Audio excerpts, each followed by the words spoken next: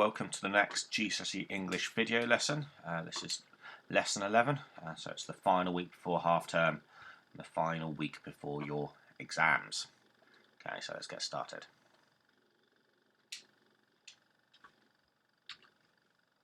Okay, so aims for today's lesson are to basically recap paper 2 reading. I'm going to finish off looking at the other questions in this paper. Okay, so you're going to do some work on how to interact with an old text, and also going to look at being able to comparing ideas, themes and techniques from 2 different texts. Okay, and then if we have time, you're going to do a timed reading paper. So word of the week, word of the day. This one is, the word is scarce. Okay, so it's not scare, it's scarce, it's an adjective. So I'm going to give you an example of the sentence. Toilet roll was scarce in the supermarkets in March. So I want you to think, pause the video, think, what do you think that word means, scarce? So toilet roll was scarce in the supermarkets in March. So just think about it, maybe write down your ideas. Okay, so what it means something to be limited in supply and difficult to find. So obviously if you remember at the start of the pandemic, everybody panicked and it was very difficult to find toilet roll in supermarkets, also things like eggs and flour. So if something is scarce, it's limited in supply, there's not much of it, so it makes it difficult to find. Okay, so a quick recap of the paper 2 reading. So remember, it's an hour, 40 marks, 6 questions, 2 texts, modern text and old text. So last lesson we looked at questions 1 and 2, retrieval, and the technique how question. So I'm going to very quickly look at question, give you more practice in that. Look at questions 3 and 4 with an old text. And then we're going to look at questions 5 and 6, the questions where you're looking at both of the texts together. Okay, so dealing with an old text, so questions 3 and 4 are exclusively on a 19th century text. So remember what I said, that the question paper is quite organised, it's quite straightforward. So questions 1 and 2, modern text, questions 3 and 4, old text, questions 5 and 6, both text together. Okay, so 3 and 4 on the old text, questions 5 and 6 are about comparing the modern and the old text. However, so it's still answering the same questions and looking for the same sorts of answers. Okay, so you're looking for specific details, evidence of the writer's technique, and maybe the main issue just might be some old-fashioned language or some unfamiliar phrases and words. Okay, but like I said, the techniques are the same.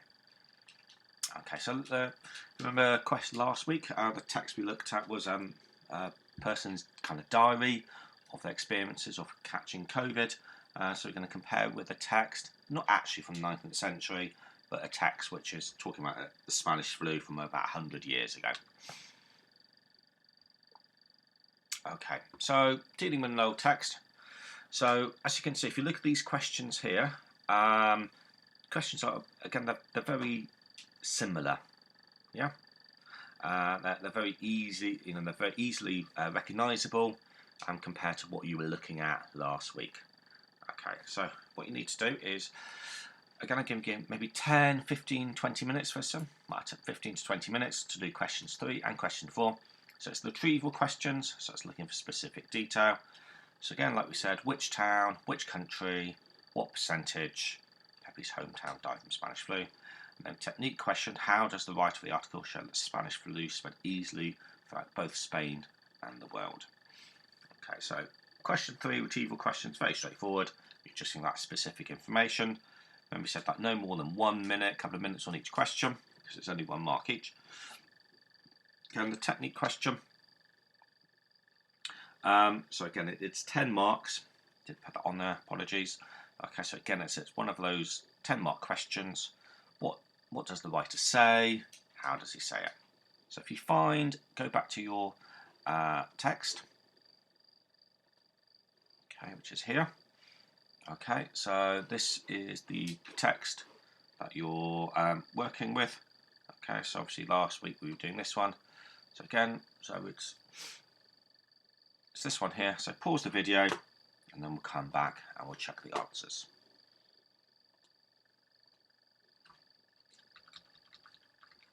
Okay,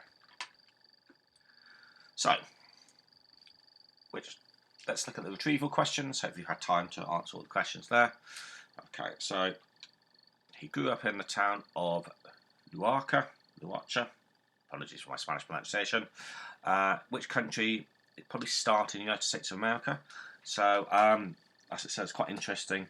The fact it's called the Spanish flu is because it was actually kind of discovered. They recognised it as being something different in Spain. So, unfortunately, it means they've got stuck with the name, even though it actually should probably be called the American flu. And a quarter, so percentage, or 25%, of his hometown died from Spanish flu. Okay, so obviously very, very large amount. And then how does the writer of the article show Spanish flu spread easily throughout both Spain and the world? Okay, so using your same technique as you practiced last week, some of the answers you should have had. Okay, so you've got the disease spread like wildfire. First reports of the rampant. It's truly a strange thing to come across a relative who's not sick. Okay, the large number of victims. Okay, so obviously you've got lots and lots of different things here. Okay, so remember, again, each time it's really important that not only do you identify the right quotation, so we've got 1, 2, 3, 4, 5, 6, 7, 8, 9 quotations now. Okay, but also you need to be able to say each time why that quotation shows us that it's spread easily. Okay, so for example, the first one, I don't know if you heard this expression, to spread like wildfire. Okay, if something spreads like wildfire, it means it's very fast. So obviously that phrase there, to spread like wildfire, implies that the disease was very fast in going across the world, going across the country. Okay, the second one, word rampant. Okay, so the word rampant implies something has a lot of force, again, kind of moving very quickly, can't be stopped. So again, it just reinforces that. The third quotation, it's truly a strange thing to come across a relative. Okay, so again, it implies that spread easily because everybody knew somebody who was sick. Okay, and again, large number, again, implies it spread quickly, and so on and so on.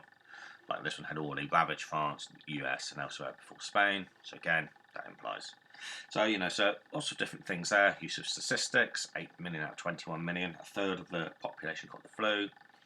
How it spreads to all of the parts of Spain, etc., etc. So again, when you're looking back at your answers, make sure not only that you've got the same quotations that I've chosen here, remember all the ones that link to the idea it spread easily, but also that you're making a sensible comment each time about what it means. Good stuff. Okay, so like I said, these how questions, very similar in both paper 1 and paper 2. Okay, so what we're going to focus on for the rest of this lesson is the comparison question. So questions 5 and 6 need you to look at both texts. Okay, so question 5, it's basically a retrieval question, but it's just asked you to pick out relevant details from both texts. Question 6 is what does each writer say about a theme and how do they say it? So it's looking a little bit at technique. Okay, so although they're called comparison questions, in a way, certainly for question 5, you're not really asked to compare. You're just picking out the details. So if we go back to the essay question, for question 5, you can see how text. So the following 2 questions. So again, if you're looking back at the question exam paper, you'll see how organised it is. So it does tell you very much. Look at this article, second article, both articles. In text A and text B, what are some things that people did to help them deal with the effects of the disease? So for this question, you don't need to you don't need to compare. You don't have to say in text A they did this, but in this one, all you really need to do is look through the text and find what they did to help them deal with the effects of the disease. Once you've done that, then you'll get your full marks. What's really important for this question though is that you do need to get at least one relevant idea from both texts. If you only get ideas from one of the text, you get 0 marks for question 5. Okay, so you've got to be careful that you do get the right information from each one. Okay, so pause the video for a bit, okay, and see if you look through the answers for that one.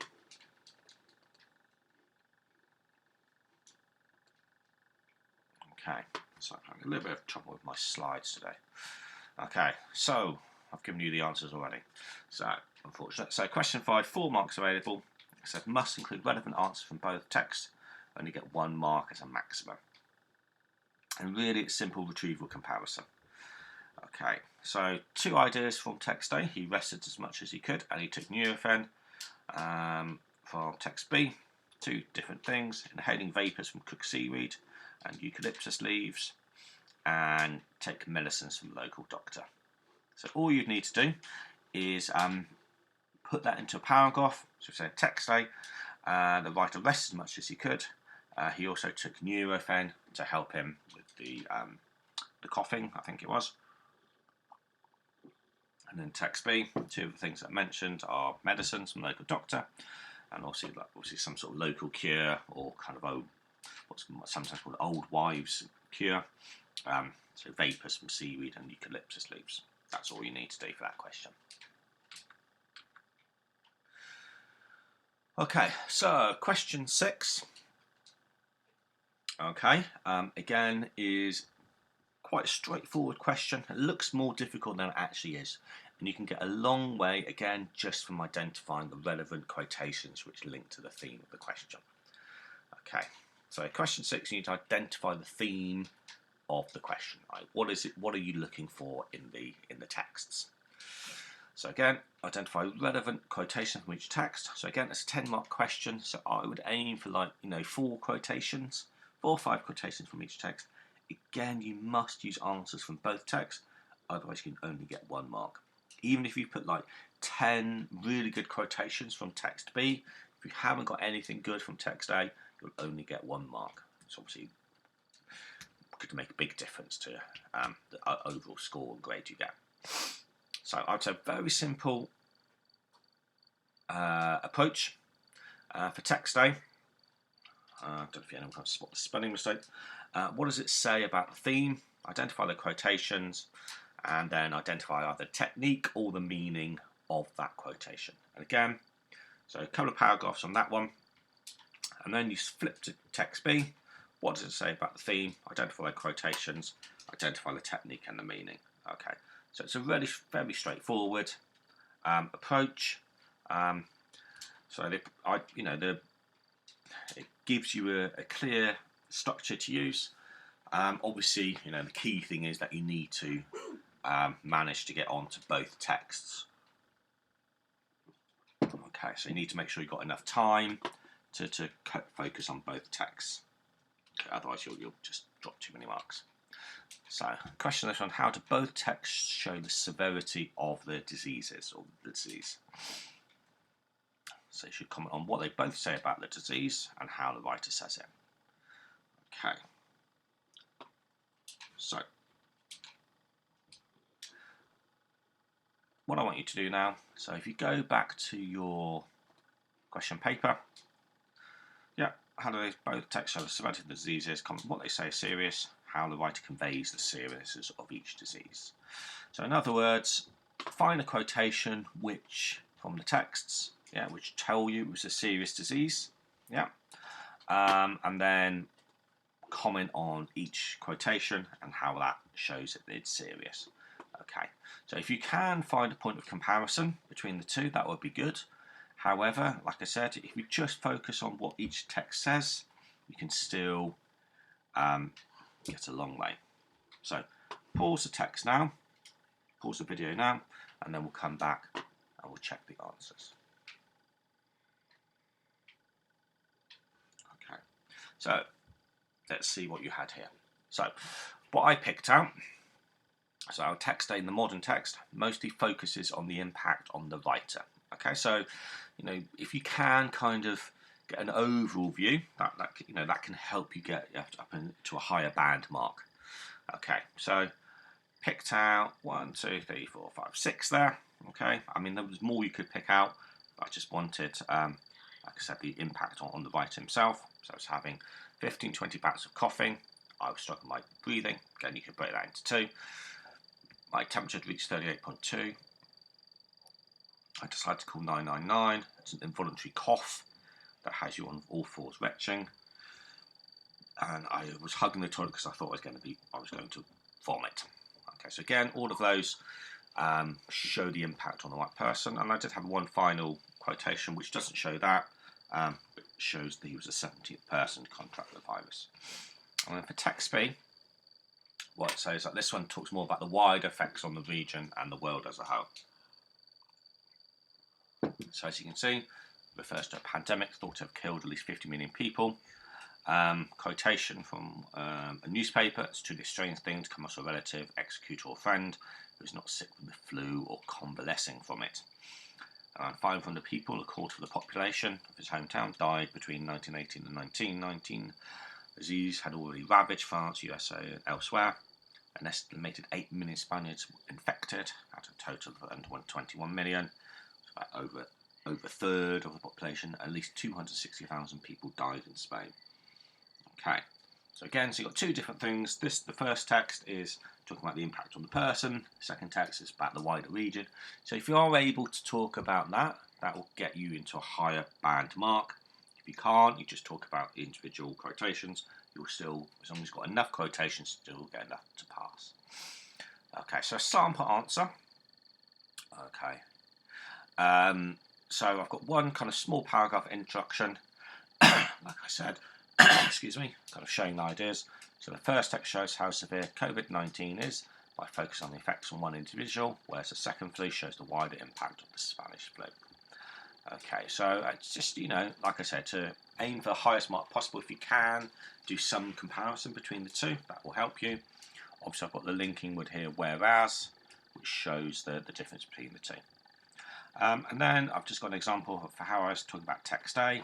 So a very straightforward approach. Text A were told that I was having 15-20 bouts of coughing. The fact he had so much coughing shows its seriousness. Okay, so I've got a quotation and then a simple comment linking back to the question. It's amplified when he says I was struggling with my breathing. Okay, so again, a linking way there. So this is, you could use the word reinforced here. The fact he was struggling implies it was really difficult for him to breathe. You could finish that. Okay, I mean, you could expand that. The word struggling implies it, the difficulty, the challenge of him. But again, try and keep it easy, keep it simple.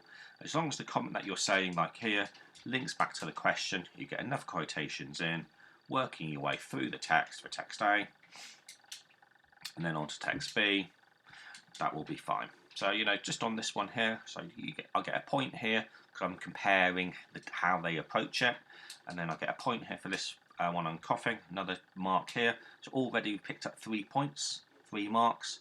So I would, if you're continuing this, have another paragraph on text B, pick out another couple of ideas, then you swap over, on text A, then you swap over to text B, taking the same approach, using the ideas that we've talked about here, one simple comment, and that will get you easily 6, 7, 8 marks.